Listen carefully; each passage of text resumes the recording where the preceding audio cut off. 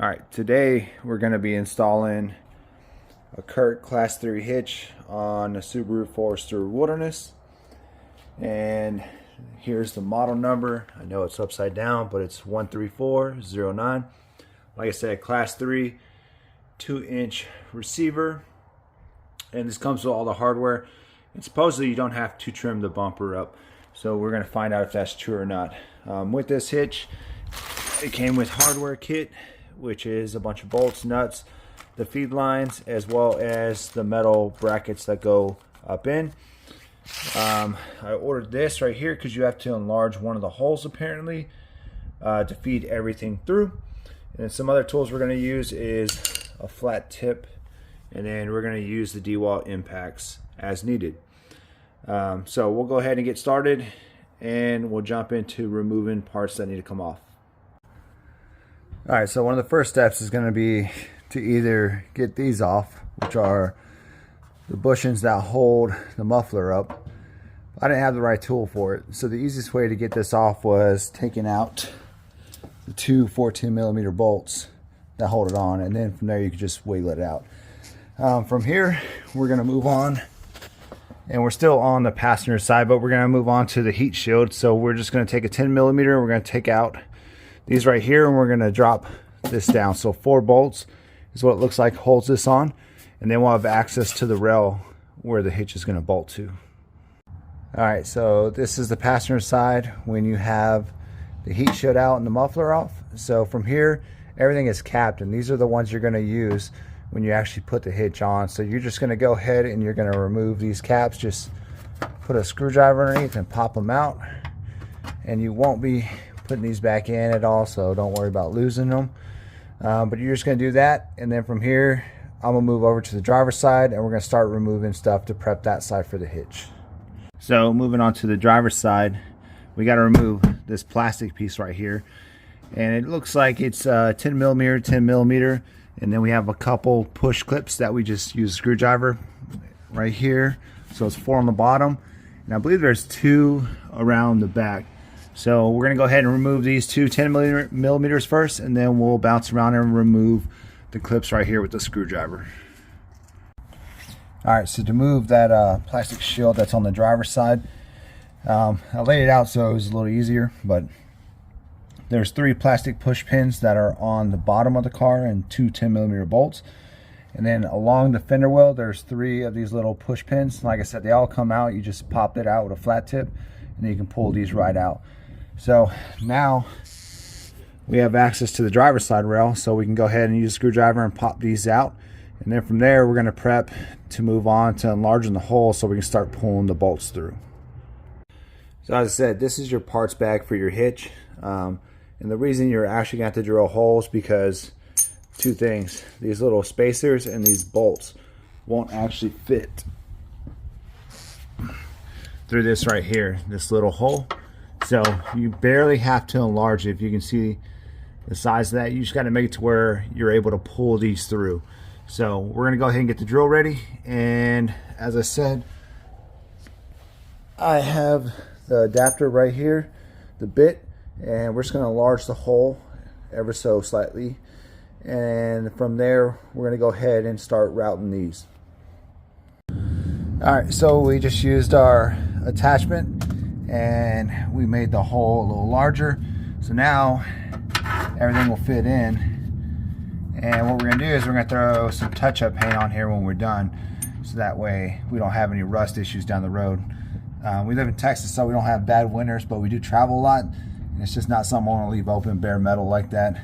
So next we're going to get the lines and we're going to route them. So when you're using the fishing line to route them through, the easiest way is to create a bend, and basically you're just going to line it up to where it matches how far the hole is, so that way when you slide it through, you're not sitting there searching for it forever. So now that we have that, we're going to go ahead and put the spacer and the nut on, and we are going to route the bolts. So this is the order it's going to look like when you route it through.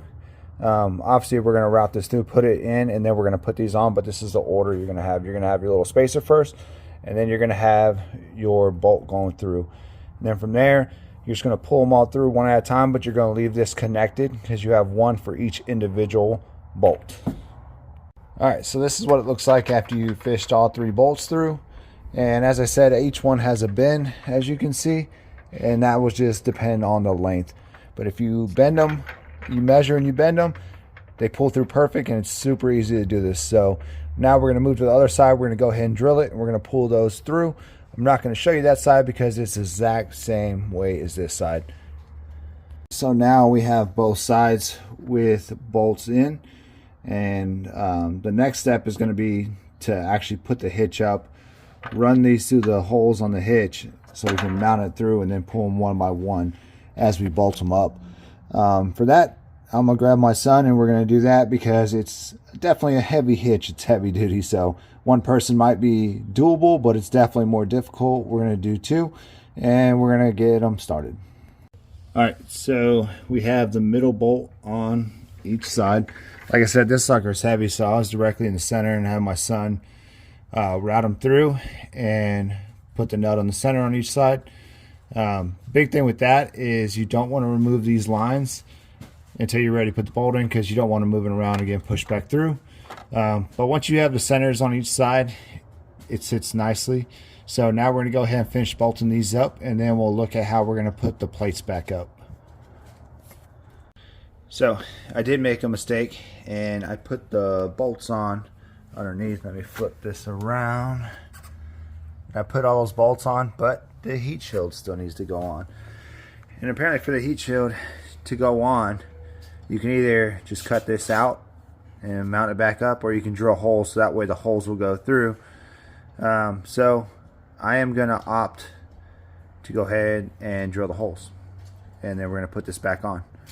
So the part you're going to drill the holes in is actually these little divots right here. They're already marked for some reason.